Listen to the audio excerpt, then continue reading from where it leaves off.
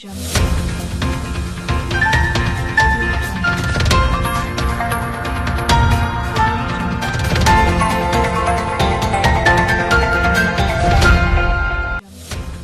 visite de prise de contact entre le ministre de la Refondation de l'État, chargé des relations avec les institutions et les populations des 6 communes de Bamako se poursuit. Une manière pour le ministre Mohamed Koulibaly d'être plus proche de sa population. Les autorités de la transition s'engagent à mettre en application l'accord d'Alger. Au même moment, certaines partis politiques ainsi qu'une partie de la société civile demandent sa relecture. Vous aurez le point de vue de Yessamake, président du parti pour l'action civique et patriotique dans cette édition. Mesdames et messieurs, bonsoir. Merci d'être parmi nous sur Liberté Télévision. Je le disais à l'instant, le ministre de la Refondation de l'État, chargé des relations avec les institutions, Mohamed Koulibaly, accompagné d'une forte délégation, a rencontré ce vendredi 10 avril la population de la commune 1 du district de Bamako. Objectif, procéder à l'adaptation de l'État et au renforcement des capacités sur le plan de l'éducation des citoyens, entre autres reportages. À 8 mois de la mise en place des organes législatifs de la transition, le ministre de la Refondation de l'État, chargé des relations avec les institutions, Mohamed Koulibaly, multiplie les visites à des prises de contact avec la population. En effet, ces visites ont pour but d'aller à la rencontre de la population des 6 communes de Bamako afin de s'imprégner davantage de leurs préoccupations dans le cadre de la refondation de l'État. Selon le maire de Sikoro, Oumar Togo, cette rencontre avec le ministre en charge de la refondation de l'État doit susciter un éveil de conscience.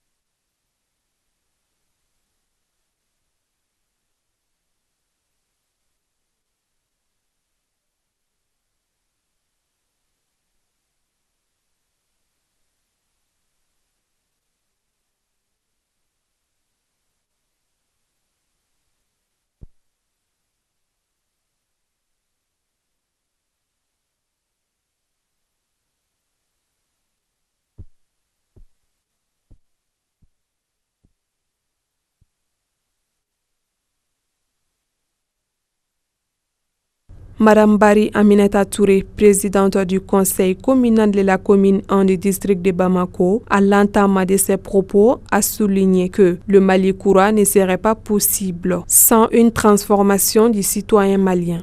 La participation de chacun de nous, le respect des droits au niveau de la justice, le respect des droits pour l'accès aux services sociaux de base, le respect de nos droits en termes de sécurité, donc, et aussi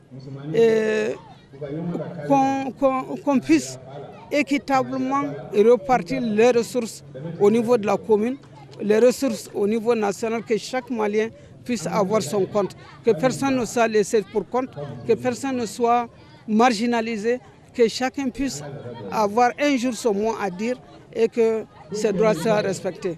Donc la refondation, ça veut dire que la gouvernance soit une gouvernance équitable et juste, qui prend en compte les besoins de chaque personne et surtout nos femmes, surtout qu'on parle des questions d'égalité de chance, les questions de politique nationale déjà.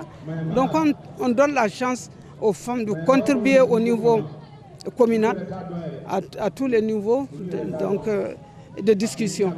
Pour Idrissa Sissoko, président de la jeunesse CNJ Commune 1, cette initiative du ministre de la Refondation est à féliciter. Le message, aujourd'hui, je lance un appel solennel à toute la jeunesse du Mali, en général, et celle de la commune 1 en particulier, d'accompagner cette initiative. d'accompagner le ministère, d'accompagner l'État malien, car c'est un très bon projet et le Mali en a besoin. Et Inch'Allah, unis main dans la main, nous allons faire en sorte que le Mali puisse sortir de toutes ces crises. Après avoir écouté les préoccupations et les propositions des uns et des autres, le ministre de la refondation de l'État, chargé des relations avec les institutions Mohamed Ali, s'est dit satisfait tout en appelant la population de la commune 1 à s'impliquer davantage pour le Malikoura tant demandé. À noter que l'échange entre le ministre de la Refondation, chargé des relations avec les institutions et la population de la commune 1, a pris fin par la prestation du groupe Nalonaton de Sikoro.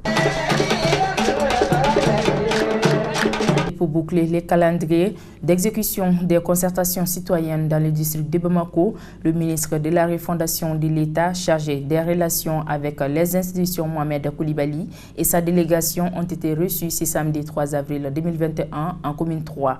L'occasion était bonne pour les femmes de cette commune de faire part de leurs préoccupations au ministre Koulibaly. Reportage. Pour clôturer les calendriers d'exécution des concertations dans le district de Bamako, le ministre de la Refondation de l'État, chargé des relations avec les institutions, a pris contact ce samedi 3 avril avec la population de la commune 3.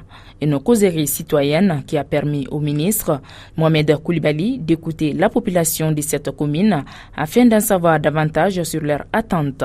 En tant qu'élus communaux, que l'objet des présentes rencontres porte sur la refondation à travers un éveil de conscience en vue d'une meilleure appropriation par chaque citoyen de ses devoirs et responsabilités dans le processus de reconstruction de notre cher pays. En effet, ce volet doit nous interpeller au premier chef. Si nous-mêmes, élus, ne nous sentions pas totalement désemparés par les multiples situations qui font émerger sur la scène, et c'est à longueur de journée, de nouveaux acteurs sous plusieurs appellations et agissant souvent de façon contraire aux textes qui nous régissent.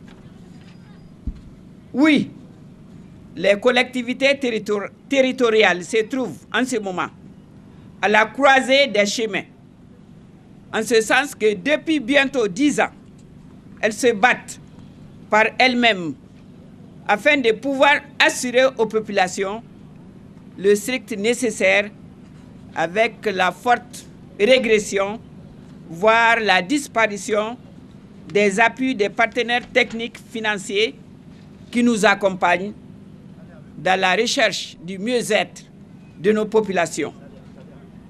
Les présentes rencontres permettront à tous, à toutes, d'échanger au-delà de considérations personnelles, individualistes ou politiciennes, sur les maux qui nous minent depuis plusieurs années et dont une des conséquences est la situation que nous vivons. Selon le ministre Mohamed Koulibaly, l'étape de la commune 3 boucle ainsi la deuxième étape du dialogue de la refondation. Nous concluons ce jour la deuxième étape de ce que nous avons appelé le dialogue refondateur.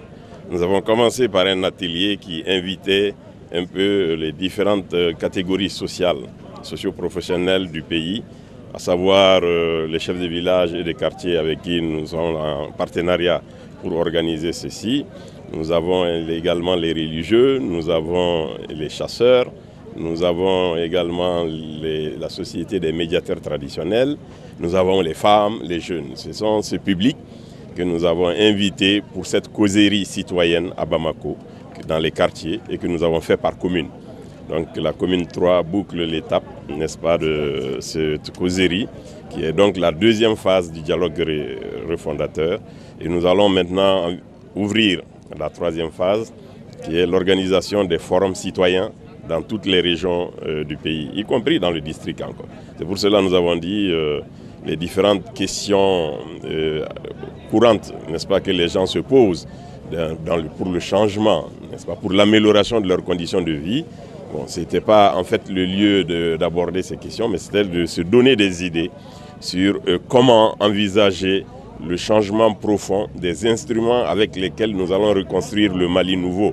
Donc la Constitution étant l'outil fondamental, n'est-ce pas, la loi première de la République que nous devons élaborer avec les Maliens et qu'on ne peut pas faire sans les écouter, sans savoir ce qu'ils attendent.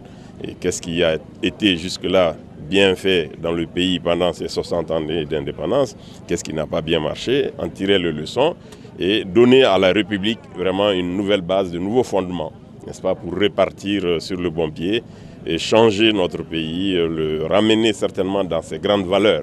Les valeurs qui ont fait ce pays, les valeurs d'intégrité, les valeurs de moralité, les valeurs donc du patriotisme surtout, parce qu'on appelle le sens civique du citoyen, pour que les Maliens, n'est-ce pas, développent ce sentiment patriotique, aiment leur pays, s'investissent pour cela et qu'on puisse en fait le tirer de l'ensemble des multiples crises que nous avons connues jusqu'ici. Voilà l'objet. Prend ainsi fin avec cette dernière rencontre la deuxième étape du dialogue refondateur qui avait débuté par un atelier socio-professionnel regroupant toutes les couches traditionnelles. Ainsi, l'organisation d'un forum citoyen est prévue pour bientôt. Et enfin, la volonté des autorités de la transition pour une application intégrale de l'accord de paix issu du processus d'Alger continue de susciter des réactions de part et d'autre. Plusieurs associations ou regroupements des partis politiques, voire de la société civile, sont contre son application à l'état actuel du pays. Quant à Samaki, président du Parti pour l'action civique et patriotique, il pense au contraire que le Mali a plus que jamais besoin de cet accord pour le retour de la paix et de la cohésion sociale.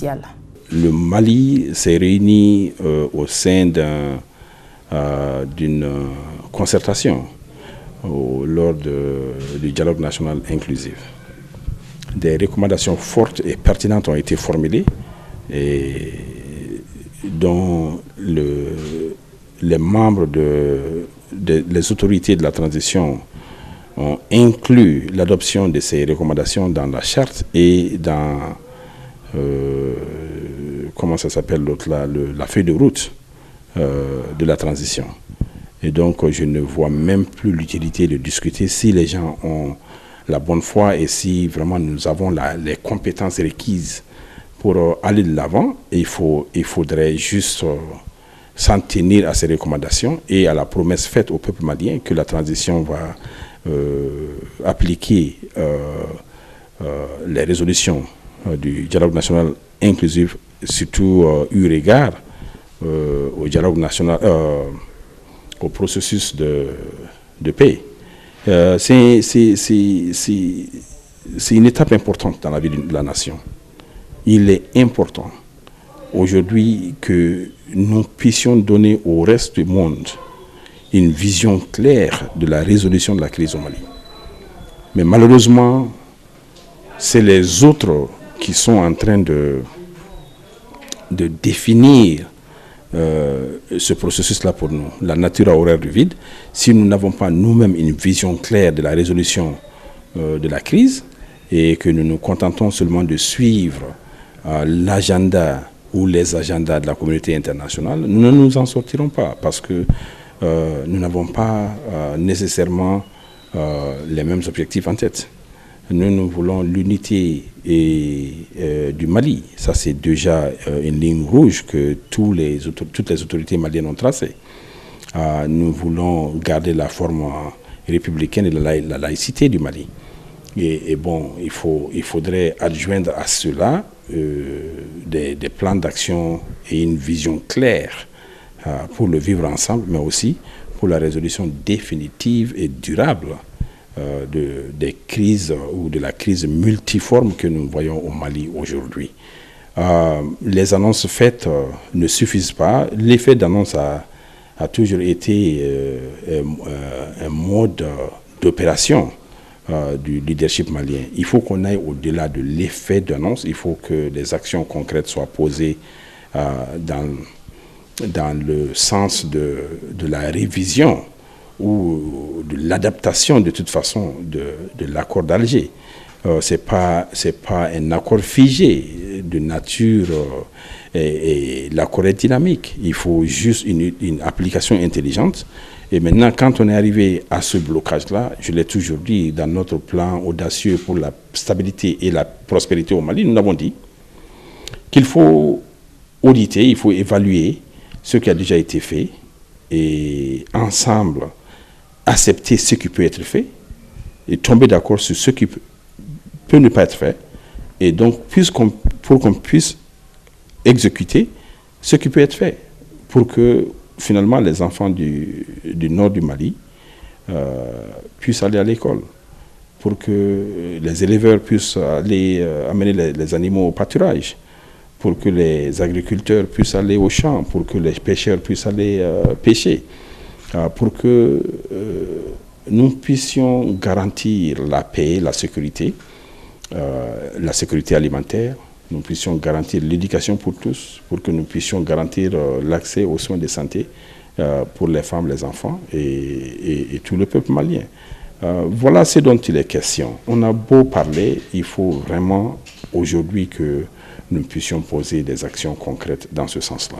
L'application totale va engendrer des contestations. La révision va engendrer des contestations. Nous sommes un peuple. Il faudrait que nous nous élevions au niveau où nous pouvons résoudre nos problèmes, nos contestations et même nos divergences par le dialogue. Aujourd'hui, nous nous sommes rendus compte que l'accord en tant que tel n'est pas applicable en beaucoup de ces points. Alors pour cette raison, il faut accepter qu'on puisse décider et discuter et décider de comment aller de l'avant. Qu'est-ce qui peut être fait et qu'est-ce qui ne peut pas être fait. En s'accrochant à l'accord tel qu'il est aujourd'hui, nous nous accrochons à la stagnation. Le Mali ne bouge pas et les lignes ne bougent pas. Alors il faut nécessairement aller comme cela a été recommandé vigoureusement par le dialogue national inclusif. Les recommandations ont porté nécessairement sur la révision de l'accord. Et l'accord lui-même stipule que, avec le consentement des parties signataires, que les clauses peuvent être revues. Alors, qu'est-ce qui nous empêche d'aller à cela? Il y a un mécanisme de déclenchement de la révision de l'accord. Il suffit de trouver les moyens d'enclencher ce mécanisme pour qu'on puisse aller à cela. Mais il nous faut un leadership qui porte la confiance de toutes les parties. Il faut parvenir à restaurer cette confiance de gouvernance. Et cette restauration se fait d'abord et en premier lieu avec un leadership vertueux. Il faut que le Malien ait confiance que toutes les actions et que tous les propos tenus par les autorités vont dans le sens du bien-être et du vivre ensemble du peuple malien. Et voilà, sinon, il n'y a aucune raison qu'on soit continuellement en train de nous buter à des obstacles. Il faut enlever ces obstacles-là et par le consensus, par le dialogue. Et voilà pourquoi je dis il faut changer d'attitude. Il faut être franc. Il faut associer le peuple malien à la gestion de ce pays, parce que la solution n'est pas à Paris, la solution n'est pas à Bruxelles, la solution n'est point à New York, la solution réside seulement au Mali. Ainsi prend donc fait ce journal d'information. Merci de nous avoir suivis et bonne suite des programmes sur la Liberté Télévision.